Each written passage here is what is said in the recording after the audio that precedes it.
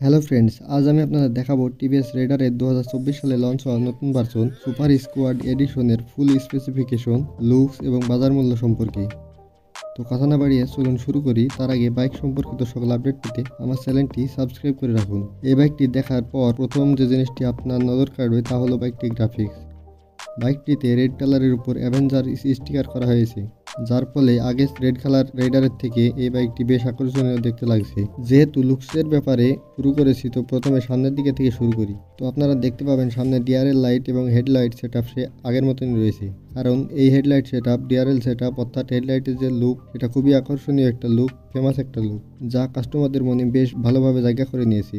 তাই হেডলাইটের লুকে কোনো পরিবর্তন আনেনি কোম্পানি। তবে হেডলাইটের সাইড পার্টে অ্যাভেঞ্জার্স লোগো করা গ্রাফিক্স করা আছে এবং হেডলাইটের ওপরে টিভিএস এর 3D ব্যান্ডিং করা এবং নিচে রেডারের লোগো করা। এবার আসি বাইকটির সামনের মাঠগাড়ি। বাইকটির সামনের মাঠগাড়িও ডুয়েল টোন গ্রাফিক্স ব্যবহার করা হয়েছে। সামনের দিকে গ্লোসি রেড এবং পিছনের দিকে রয়েছে ম্যাট ব্ল্যাক, আর সাইডে সাদা দিয়ে গ্রাফিক্স করা, যার ফলে বাইকটি দেখতে আরো বেশি আকর্ষণীয় লাগছে। সবচেয়ে বেশি গ্রাফিক্স ব্যবহার করা হয়েছে এই বাইকটির পেট্রোল ট্যাঙ্কে। এছাড়াও বাইকটির যে সিট ক্রাউড রয়েছে সেটি আগে সম্পূর্ণ ব্ল্যাক ছিল, তবে এখন আয়রন ম্যানের লোগো সহ গ্রাফিক্স করা হয়েছে।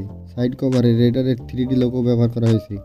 এছাড়াও ট্যাঙ্কের সাথে মিল রেখে ইঞ্জিন ক্রাউলেও গ্রাফিক্স করা হয়েছে। বাইকটি আরও একটি মজার ব্যাপার হলো এটি সিটে অ্যাভেঞ্জারের ব্র্যান্ডিং করা হয়েছে। বাইকটির মিটারে কোনো পরিবর্তন থাকছে না, যেহেতু এটি অলরেডি একটি কালারফুল ফুলি ডিজিটাল মিটার। বাইকটির ট্যাঙ্কের সাথে মোবাইল চার্জিংয়ের জন্য USB টাইপ এ লাইন করা আছে। এছাড়া বাইকটিতে আর তেমন কোনো পরিবর্তন নেই।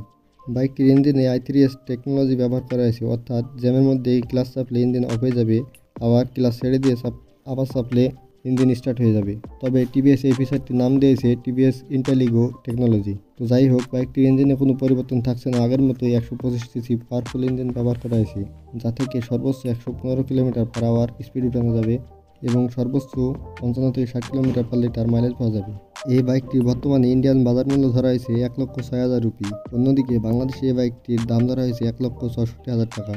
আমার মতে 125cc হিসেবে বাইকটির দাম বেশি হয়ে গেছে, কারণ এই বাইকটি লঞ্চিংয়ের সময় 1,40,000-42,000 টাকা মতন দাম ছিল। পরে ধাপে ধাপে তা বৃদ্ধি পেয়েছে। তো এই দামে বাইকটি কিনলে লাভ হবে না ক্ষতি হবে, এই ব্যাপারে আপনার মূল্যবান মতামত প্রদান করবেন। আজকের ভিডিওটি এ পর্যন্তই। পরবর্তী ভিডিও দেখার আমন্ত্রণ জানিয়ে শেষ করছি আজকের ভিডিও। ধন্যবাদ।